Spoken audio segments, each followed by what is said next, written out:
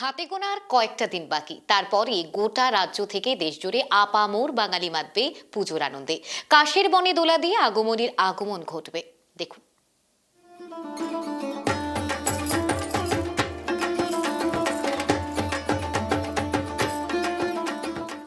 দক্ষিণ দিনাজপুর জেলার অন্যান্য বনেদি বাড়ির পুজোগুলির থেকে একটু আলাদা বালুরঘাটের সাহাবাড়ির দুর্গাপূজা। এবারে এই পুজো ১৮৫ বছরে পদার্পণ করল। এই পুজোর প্রতিষ্ঠাতা বনমালী সাহা রায়। তিনি বাংলাদেশের পাবনা জেলার জামাত্তার বাসিন্দা ছিলেন। বাংলাদেশ থেকে জলপথে বালুরঘাটে ব্যবসা করতে বালুরঘাটে বিশ্বাসপাড়া এলাকায় মা দুর্গার পুজো শুরু করেন। সেই থেকে সাহাবাড়িতে দেবী দুর্গার পুজো হয়ে আসছে। বর্তমানে ওনার উত্তরসূরি কালীকৃষ্ণ সাহা রায় এই পুজো করে আসছেন। পূর্বের রীতি রেওয়াজ মেনে এখনো মায়ের পুজো হয় সাহাবাড়িতে। পুজোর কটা দিন আত্মীয় স্বজন থেকে পাড়া প্রতিবেশীরা ভিড় করেন। আর ৫টা দুর্গা প্রতিমা থেকে সাহাবাড়ির দুর্গা মূর্তি একদম আলাদা। এখানে দেবী দুর্গার স্থান অপরিবর্তিত থাকলেও গণেশ ও কার্তিকের স্থান পরিবর্তন হয়েছে। দুর্গার ডান দিকে গণেশের থাকার কথা থাকলেও বাঁ দিকে থাকেন তিনি। আবার ঠিক বাঁ দিকেই কার্তিকের থাকার কথা থাকলেও দুর্গার ডান দিকে থাকে তিনি। এছাড়াও বংশ পরম্পরা অনুসারে সাহাবাড়ির দেবীর পুজোতে পুরোহিতেরা পুজো করে আসছেন। মৃৎশিল্পীরা তেমনই প্রতিমা আসছেন।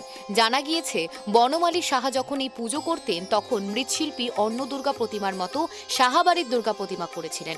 কিন্তু পরদিন সকালে সবার নজরে আসে গণেশ ও কার্তিকের স্থান পরিবর্তন হয়ে গেছে।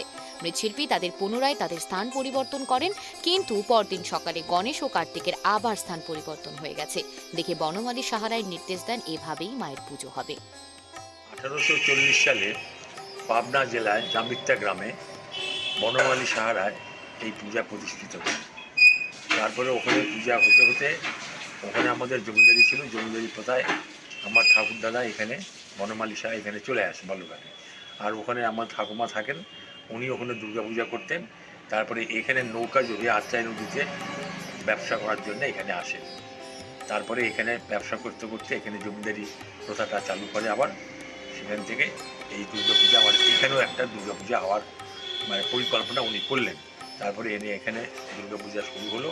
তারপরের থেকে আমাদের এই পূজা শুরু হলো। আমরা এই পুজোটা খুব ভালো উপভোগ করছি। আমাদের এই জেনারেশনটা চাচ্ছি আমরা এই পুজোটা আরও যাতে উন্নত করতে পারি বিভিন্নভাবে।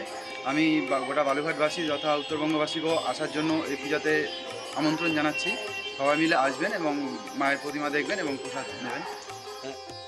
সেই থেকে একই নিয়ম নিষ্ঠা সহকারে সাহাবাড়ির দুর্গাপুজো হয়ে আসছে। এছাড়াও মহালয়ার দিনই মায়ের চক্ষুদান হয় ও প্রতিমার রং সব শেষ করতে হয়। পাশাপাশি এই পুজোয় অন্নভোগ হয় না, এখানে পরমান্ন ভোগ হয়। পুজোর কয়েকদিন নিরামিষ খাওয়া হয়। বালুরঘাট থেকে হিটলার ভৌমিকের রিপোর্ট, ট্রাইব টিভি বাংলা।